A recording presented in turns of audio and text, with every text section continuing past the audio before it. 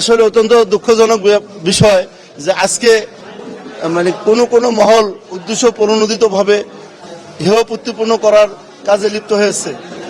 আমরা অত্যন্ত দুঃখের সঙ্গে এটা অত্যন্ত কঠিনভাবে প্রতিবাদ করতে চাই যে এরকম হেয় উদ্দেশ্য হেয় উত্তীপন্ন করার জন্য এই ধরনের কার্যকলাপ তার সকলের বিরত থাকা উচিত। আপনারা জানেন ঠাকুরগাঁও জেলা জামাতের আমির টাকা পরিবহনের জন্য তার ব্যক্তিগত টাকা পরিবহনের জন্য অনুমতি নিয়ে কাগজে সেই সব দেখিয়ে ডকুমেন্ট সহ এবং তার সার্টিফিকেট সহ উনি আসতেছিলেন, কিন্তু সৈয়দপুরে আসার পরে বিশেষ একটি সংস্থার লোকজন আপত্তি জানিয়ে তাকে বিভিন্ন ধরনের জিজ্ঞাসাবাদ কথাবার্তা মানসিক টর্চারের কারণে। আজ 11 ফেব্রুয়ারি, আর মাত্র কয়েক ঘন্টা পর বাংলাদেশের ইতিহাসে সবচেয়ে বড় নির্বাচন। আর ঠিক এই সময়েই শুরু হয়েছে ডিপ স্টেট এবং মিডিয়ার যৌথ প্রযোজনায় এক মেগা নাটক। অনুসন্ধানী সাংবাদিক দাবি করা কিন্তু বাস্তবে বিএনপির দালাল হিসাবে পরিচিত জুলকারনাইন সায়ের আজ এক ফেসবুক স্ট্যাটাসে তুল কালাম কাণ্ড ঘটিয়েছেন। তিনি ব্রেকিং নিউজ দিয়েছেন, সৈয়দপুর বিমানবন্দরে 50 লাখ টাকার বেশি নগদ অর্থসহ ঠাকুরগাঁও জেলা জামায়াতের আমির বেলাল। আসসালামু আলাইকুম প্রিয় দর্শক শ্রোতা, অবশেষে ঠাকুরগাঁয়ের জেলা আমিরের অবস্থা খুবই মারাত্মক।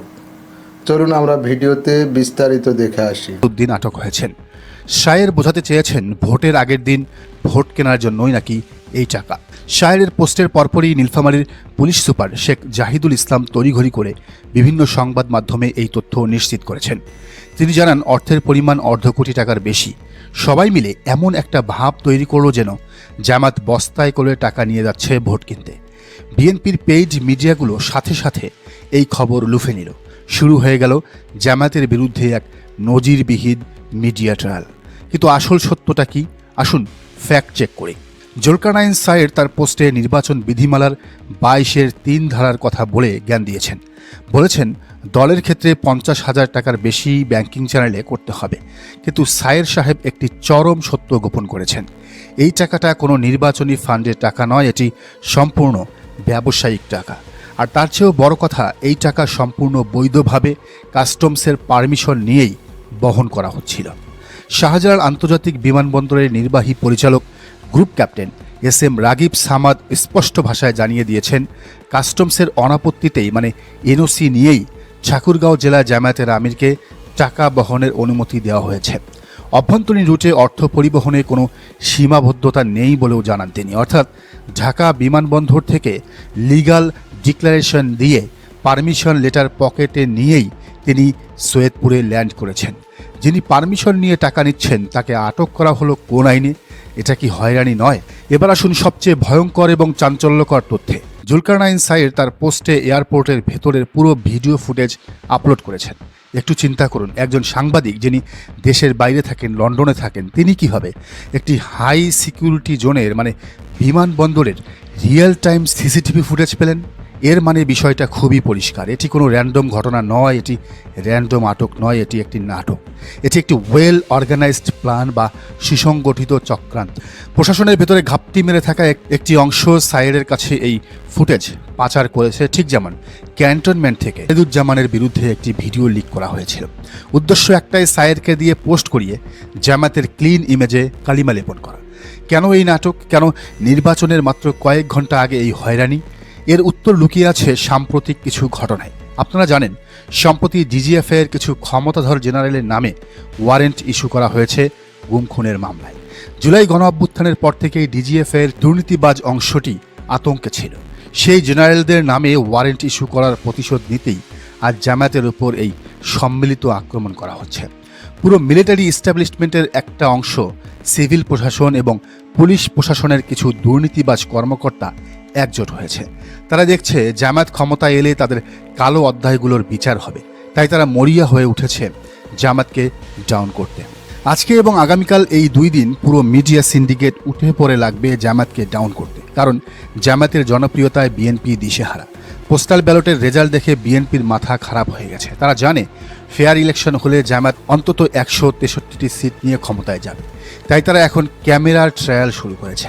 তারা জনগণকে বিভ্রান্ত করে জামায়াত সম্পর্কে নেগেটিভ ধারণা তৈরি করতে চায়। তারা বোঝাতে চায়, দেখো জামাতও টাকার খেলা খেলছে, কিন্তু তারা ভুলে গেছে এই দেশের মানুষ এখন অনেক সচেতন।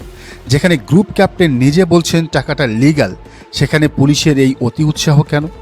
আমরা এর আগের পর্বে বলেছিলাম প্রশাসন নিউট্রাল। হ্যাঁ, প্রশাসনের বড় একটা অংশ নিউট্রাল, কিন্তু ভেতরে ঘাপটি মেরে থাকা ফেসিবাদের দোসররা এখনও সক্রিয়। নীলফামারীর এসপি কিভাবে কাস্টমস ক্লিয়ারেন্স থাকা সত্ত্বেও একজন নাগরিককে এভাবে হ্যারাস করলেন, তার জবাব তাকে দিতে হবে। আগামীকাল 12 তারিখের পর এই অতি উৎসাহী কর্মকর্তাদের আইনের আওতায় আনতে হবে। ঠাকুরগাঁও জেলা আমির বেলাল উদ্দিন একজন পেশায় শিক্ষক, তার এলাকায় ব্যাপক গ্রহণযোগ্যতা রয়েছে। তাকে টার্গেট করার মূল কারণ হলো ওই অঞ্চলে জামায়াতের ভোট ব্যাংক ধ্বংস করা, মির্জা ফখরুল ইসলাম আলমগীরের হার ছেঁকানো। কিন্তু এই গ্রেফতারের খবর ছড়িয়ে পড়ার পর ঠাকুরগাঁওয়ের মানুষ উল্টো আরও ক্ষুব্ধ হয়েছে বিএনপির বিরুদ্ধে। সহানুভূতির ভোট এখন জামাতের পক্ষে আরও বাড়তে থাকবে। আজ 11 তারিখ রাত পোহালেই 12 তারিখের সকাল। আজ রাতে তারা আরও অনেক নাটক সাজাবে, হয়তো আরও ভুয়া নিউজ ছড়াবে। আপনাদের কাজ হলো কোনো গুজবে কান না দেওয়া। জুলকারনাইন সায়েরের মতো দালালদের পোস্ট ডাস্টবিনে ছুঁড়ে ফেলুন। ডিজিএফআই এর একটি অংশ পুলিশ এবং মিডিয়া মিলে যে নাটক সাজিয়েছে তা 24 ঘন্টাও টিকল না। শাহজালাল বিমানবন্দর কর্তৃপক্ষের একটি স্টেটমেন্টেই তাদের সব ষড়যন্ত্র বালির বাঁধের মতো ভেঙে গেছে। এতক্ষণ আমরা দেখলাম কীভাবে প্রশাসন এবং মিডিয়া মিলে জামায়াতের বিরুদ্ধে ষড়যন্ত্র করছে, কিন্তু এবার আসেন জামায়াতের একটু সমালোচনা করা যায়। নিজেদের ভুলগুলো নিজেদেরই ধরতে হবে। স্ক্রিনে ঠাকুরগাঁও জেলা আমির বেলাল উদ্দিনের ভিডিওটা দেখুন। তিনি কোনো অবৈধ কাজ করেননি। তার কাছে কাস্টমসের অনাপত্তিপত্র বা এনওসি ছিল, টাকাটা বৈধ। অথচ তাকে যখন গ্রেফতার করা হলো, সাংবাদিকরা যখন প্রশ্ন করছে, তিনি কাচুমাচু করে চোরের মতো উত্তর দিচ্ছেন, মুখ লুকাচ্ছেন। হঠাৎ করে অসুস্থ হয়ে পড়লেন। আরে ভাই, আপনি তো কোনো দোষ করেননি, তাহলে আপনার জেস্চার বা শারীরিক ভাষায় এমন অপরাধীর মতো হতে হবে কেন? যে মানুষটা জানে সে নির্দোষ, তার চোখে চোখ রেখে কথা বলার মতো শক্তি থাকতে হবে, হিম্মত থাকতে হবে। তার তো সাংবাদিকদের সামনে জোর গলায় বলার কথা, হ্যাঁ আমার কাছে টাকা আছে, এই নিন পারমিশনের কাগজ নিন, পুলিশ আমাকে বেআইনিভাবে হয়রানি করছে দেখুন। কিন্তু তা না করে এই মরা মরা ভাব কেন? সত্যের তো একটা নিজস্ব তেজ আছে, সেই তেজ কোথায় গেল আপনার? একটু তুলনামূলক চিত্র দেখুন। বিএনপির হাজার হাজার নেতা আজ অস্ত্রসহ আর্মির কাছে ধরা পড়ছে। তাদের ডেরা থেকে রামদা পিস্তল বের হচ্ছে। কুমিল্লার মঞ্জুর হাসান মুন্সি প্রকাশ্যে মাইকে ঘরবাড়ি জ্বালিয়ে দেওয়ার, পুড়িয়ে ছাড়খাড় করার হুমকি দিয়ে বেড়াচ্ছে। ওদের চেহারা কি কখনো মরার মতো হয়েছে? ওদেরকে কি পুলিশ গ্রেপ্তার করেছে? ওদেরকে কি সাংবাদিকরা জিজ্ঞাসা করেছে কেন আপনি এসব বলছেন? ওরা অবৈধ কাজ করে, সন্ত্রাস করে, মানুষ মারার হুমকি দিয়েও বুক ফুরিয়ে হাঁটে। পুলিশ ধরলেও ভি সাইন দেখা, আর আপনি সম্পূর্ণ বৈধ টাকা নিয়ে পারমিশন পকেটে নিয়ে মুখ লুকাচ্ছেন। রাজনীতি হলো পারসেপশন বা মনস্তত্ত্বের খেলা। মিডিয়া যখন আপনার দিকে ক্যামেরা তাক করে, তখন তারা আপনার কনফিডেন্স দেখে। আপনি যদি মাথা নিচু করে থাকেন, সাধারণ মানুষ ভাববে ডাল মে কুচ কালা হয়, নিশ্চয়ই লোকটা দোষী। জামাতের নেতাদের এই ডিফেন্সিভ বা গুটিয়ে থাকা মানসিকতা থেকে বের হয়ে আসতে হবে। বেলাল উদ্দিন সাহেব, আপনি ভুলে গেছেন আপনি কোন জেলার আমির। আপনি ঠাকুরগাঁওয়ের আমির। এই সেই জেলা যে জেলার সাহসী সন্তান দেলোয়ার হোসেন সাবেক শিবির সভাপতির টানা 52 দিন রিমান্ডে ছিলেন। 52 দিন পুলিশের টর্চার সেলে থাকার পরও তিনি শক্ত থেকেছেন। যখন কোর্টে আনা হয়েছে, তিনি বুক ফুলিয়ে কথা বলেছেন। তার চেহারায় কোনো ক্লান্তি বা ভয় ছিল না। আর আপনি সামান্য এয়ারপোর্টে পুলিশের জেরাতেই আপনার এই অবস্থা। নেতা হলেন একটি পিলারের মতো। জেলার আমির যদি এভাবে মরা মরা হয়ে ক্যামেরার সামনে দাঁড়ান, তাহলে তৃণমূল কর্মীদের মনোবল কি ভালো থাকবে? কর্মীরা তো নেতার দিকে তাকিয়ে থাকে। নেতা যদি ভয় পায়, কর্মীরা তো ময়দান ছেড়ে পালাবে। নেতৃত্বের মানে শুধু সংগঠন চালানো নয়, বিপদের সময় বুক চিতিয়ে দাঁড়ানোই নেতৃত্বের অংশ। জামাতের শীর্ষ নেতৃত্ব থেকে শুরু করে জেলা পর্যায়ে নেতাদের প্রতি আমাদের একটাই মেসেজ, আপনারা বোল্ড হন, আপনারা বোল্ড হন। যুগ পাল্টে গেছে, এখন আর চুপ করে মার খাওয়ার সময় নেই। আপনারা যদি সৎ হন, আপনাদের যদি কোনো লুকোচুরি না থাকে, তবে বুক ফুরিয়ে চলবেন। পুলিশ ধরলে পুলিশের চোখের দিকে তাকিয়ে আইনি ভাষায় কথা বলবেন। ভোটের আর মাত্র কয়েক ঘন্টা বাকি, কাল সকাল থেকেই ভোট। এখন আর ডিফেন্সে খেলার সময় নেই। মিডিয়া ট্রায়াল হলে মিডিয়ার সামনেই বুক চিতিয়ে সেই ট্রায়াল ভেঙে দিতে হবে।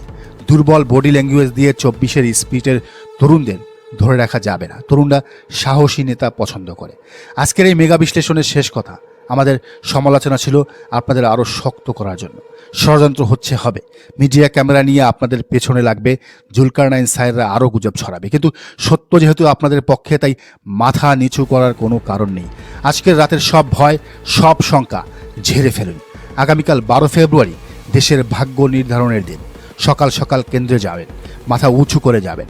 আপনার ভোটটি আপনার সবচেয়ে বড় অস্ত্র। বুক ফুলিয়ে ব্যালট পেপারে সিল মারবেন। দাঁড়িপাল্লার যে গণজোয়ার উঠেছে, কোনো ষড়যন্ত্রই তাকে রুখে দিতে পারবে না ইনশাআল্লাহ। দর্শক, আপনার কি মনে হয় জানান মন্তব্যের ঘরে। আর এই চ্যানেলে নতুন হলে অবশ্যই সাবস্ক্রাইব করুন এবং বেল আইকনটি বাজিয়ে রাখুন। এখনো আইসিইউতে নেওয়ার মতো না, যেহেতু ওনার রেসপিরেশন মেনটেন হচ্ছে, ব্লাড প্রেশারও মেনটেন হচ্ছে। রিপোর্টগুলো আসলে পরে আমরা ডিসিশন নেব যে অথবা ওনার পেশেন্টের অবস্থা যদি খারাপ হয় তখন আমরা আইসিইউতে মুভ করা লাগলে মুভ করবো। হার্ট অ্যাটাকের মতোই, তবে যেহেতু রিপোর্টগুলো এখনো আমরা হাতে পাইনি, এখন আমরা শিওর না। যেমন ট্রপোনিন যদি পজিটিভ হয় তখন আমরা কনফার্ম বলতে পারবো যে ওনার হার্ট অ্যাটাক করেছে, বা ইকো করলে যদি অলমোশন পাওয়া যায় বা হার্ট সমস্যা পাওয়া যায় তখন আমরা বলতে পারবো। তো ইসিজিতে আপাতত কিছু চেঞ্জ পাওয়া যাচ্ছে, বুকের ব্যথাও আছে, এই জন্য আমরা প্রাথমিক ধরে নিচ্ছি যে ওনার হার্টে অ্যাটাক হওয়ার সম্ভাবনা আছে। আর যেহেতু ওনার প্রেশার আছে আগ থেকেই, ব্লাড প্রেশার বেশি এবং ডায়াবেটিসও আছে, সো ওনার হার্ট অ্যাটাক হওয়ার সম্ভাবনা আছে, একটু ঝুঁকি আছে। সো সেই জন্য আমরা ওনাকে সিসিউতে ভর্তি রেখেছি এবং মনিটরে রেখেছি ওনাকে।